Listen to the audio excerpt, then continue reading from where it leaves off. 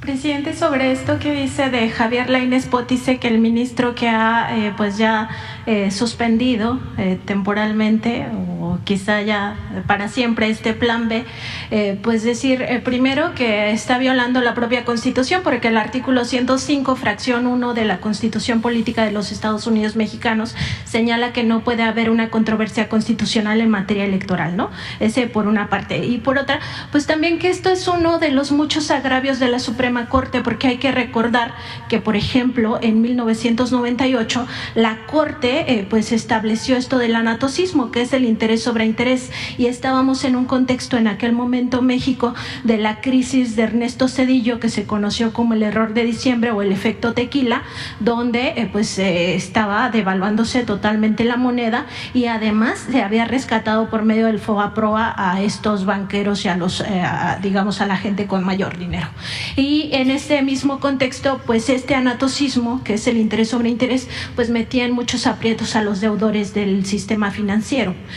Muchos de ellos perdieron su patrimonio. Ese es uno de los tantos agravios. Yo considero que el peor agravio al pueblo de México por parte de la Corte, pues es el caso de la guardería ABC, ¿no? Esta injusticia que se prestó la Suprema Corte a avalar este crimen de Estado, como lo llamó el ministro Arturo Saldívar el año pasado. Y en ese mismo contexto preguntarle, presidente, si usted no considera, porque ayer lo decía aquí en la conferencia, que hay que reformar al sistema judicial, pero sobre todo a la Suprema Corte desde la formación educativa. Usted señalaba que pues esto es como muy profundo, ¿no?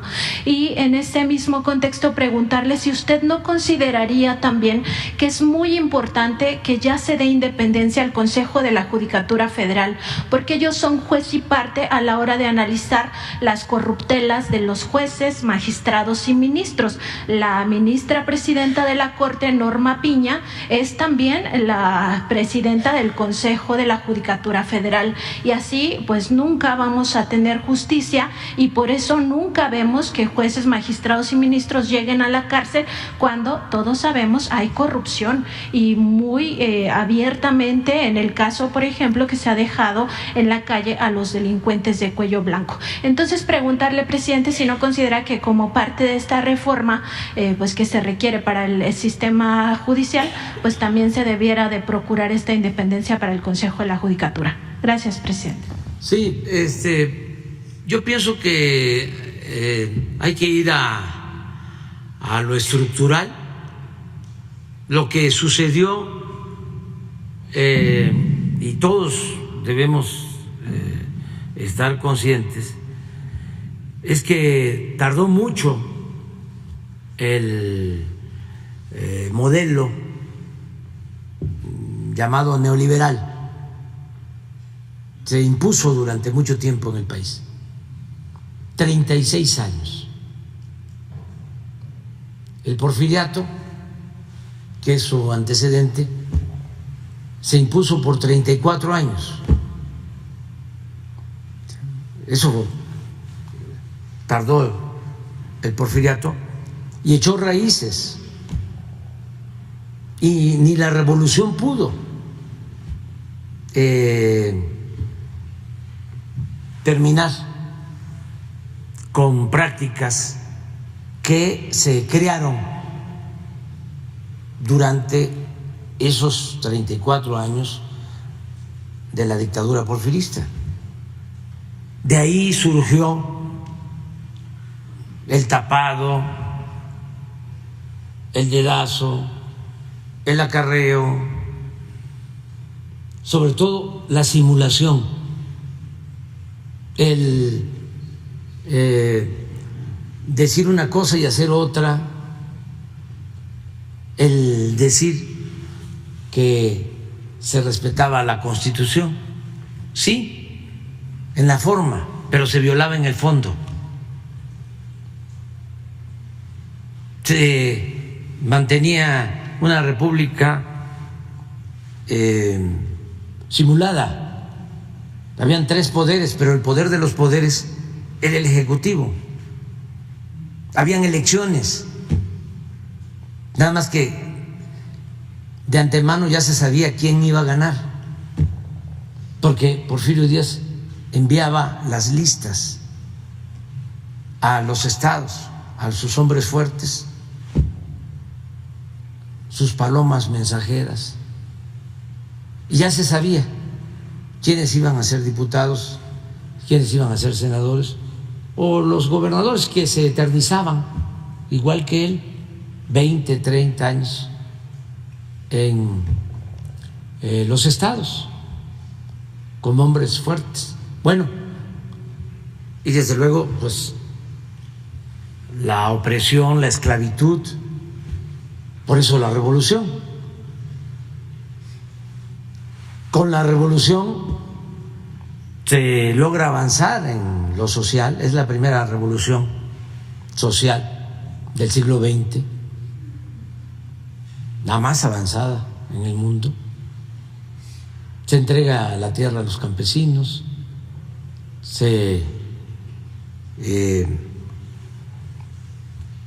desmontan los latifundios, se recupera el petróleo que había entregado Porfirio Díaz a los extranjeros, se avanza mucho en las reivindicaciones laborales, la jornada de 8 horas, salario mínimo, otras prestaciones que desde luego pues no se tenían en el porfiriato. Había esclavitud en el porfiriato. La esclavitud en México es abolida después de Porfirio Díaz con la Revolución, 1914, hace relativamente poco, hace 100 años. Entonces, se avanza mucho, pero no en lo político. Lo que decía don Daniel Cosío Villegas, ese gran historiador, deja de dominar doña Porfiria, don Porfirio, ¿sí? Y se queda doña Porfiria, porque no hay democracia después de la revolución, siguen las mismas prácticas. Es hasta hace poco que empieza a haber democracia en México. Por siglos no hubo democracia en nuestro país, no tenemos tradición democrática, no tenemos hábito democrático, apenas estamos avanzando en eso.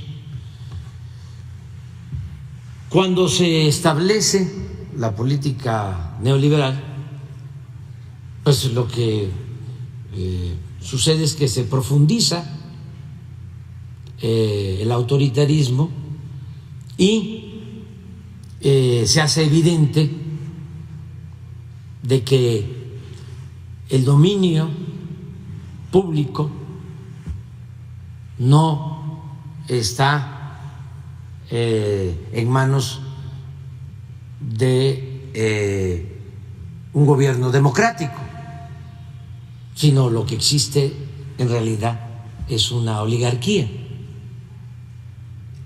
con fachada de democracia. Es lo que predomina, ¿no? Pero son 36 años. No estamos hablando de 1983 hasta 2018. El porfiriato fueron 34. Este predominio del neoliberalismo o neoporfirismo, porque fue como una calca de aquello, pues caló profundo y tuvo que ver con todos los ámbitos de la vida pública, tuvo que ver con la educación, con la formación de los profesionales. En el caso de la abogacía, desapareció el derecho público y todo fue orientado al derecho privado. Entonces desapareció el derecho laboral, el derecho agrario, el derecho social, incluso lo constitucional. Y el predominio pues fue lo mercantil, lo penal, todo lo relacionado con los intereses individuales. Entonces, el problema de fondo es que los abogados que se tienen hoy, con esas modificaciones que se hicieron a los planes de estudio, pues no están preparados ni tienen una mística para defender al pueblo, sino se prepararon para defender intereses personales o de grupos o de empresas o de corporaciones. Entonces, si nos dicen de la Suprema Corte surge otro, Alteza Serenísima, y declara, resuelve de que ahora los 1.500, 2.000 jueces van a ser nombrados por el presidente de la República. Nada más que el presidente tiene que procurar que cumplan 3 requisitos: que sean buenos profesionales, que sean honestos y que sean cercanos a la gente. El presidente diría: ¿y de dónde los voy a sacar? ¿O cómo le voy a hacer? Por eso es un problema estructural que hay que atenderlo. Bueno, se llegó al colmo de que la Universidad Nacional Autónoma de México, la UNAM, nuestra alma mater, su Instituto de Investigaciones Jurídicas de la UNAM ha estado dirigido en 2 periodos por un egresado o una egresada del ITAM, de una universidad privada que fundó una persona buena del sector empresarial con esa concepción, el señor Alberto Valleres, que en paz descanse, pero formando profesionales en función de su visión empresarial. Fue tan exitosa esa universidad que fundó el señor Valleres, que de ahí salieron casi todos los secretarios de Hacienda durante el periodo neoliberal. Los economistas, porque esto que estamos hablando de la abogacía también sucede con los economistas y con otras disciplinas. Solo los antropólogos y los arqueólogos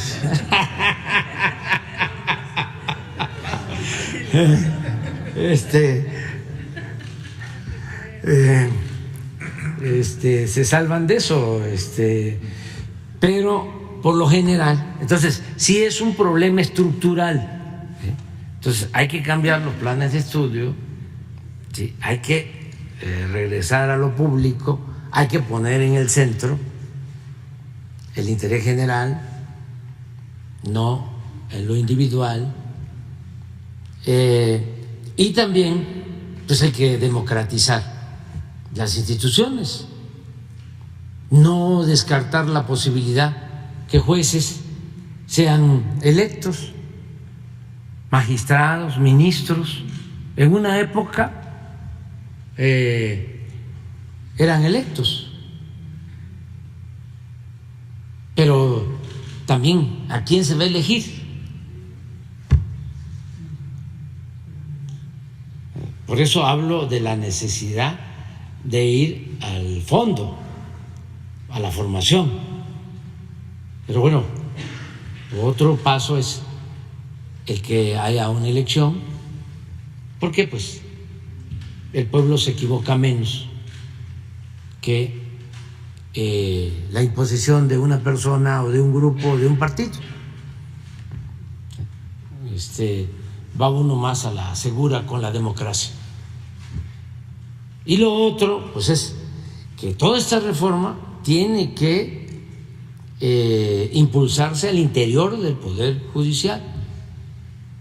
No tiene por qué meterse el Poder Ejecutivo, porque son poderes autónomos, son poderes independientes. Ellos tienen que estar ya tratando este asunto, no caer en la autocomplacencia, que porque el dueño del Financiero, del periódico El Financiero, les hace una encuesta cuchareada en donde el pueblo de México dice que está muy bien el Poder Judicial, que tienen 62 o 65% de aceptación los ministros.